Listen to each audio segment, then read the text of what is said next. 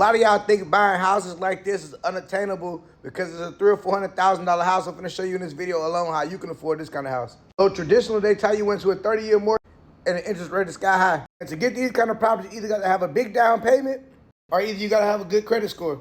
Well, the traditional way of buying and selling houses is over. You no longer need a high credit score or a large down payment to go buy a property.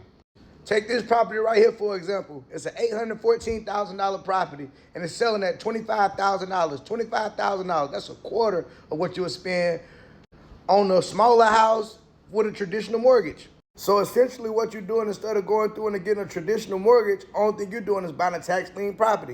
Not all tax lien properties that you buy, you don't get your deed right out. You gotta know what you're doing. Essentially, you buying property that's already past its redemption period. Normally, I tell you just to go to Google, type in Department of Revenue, all of that.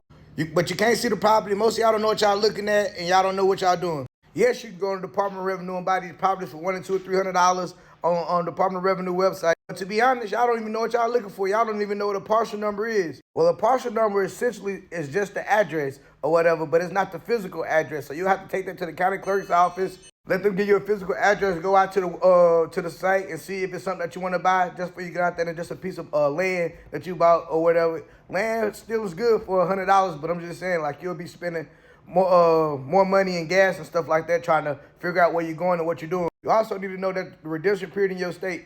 Really, what you're doing is buying properties that people didn't pay their taxes on. That's all you're doing.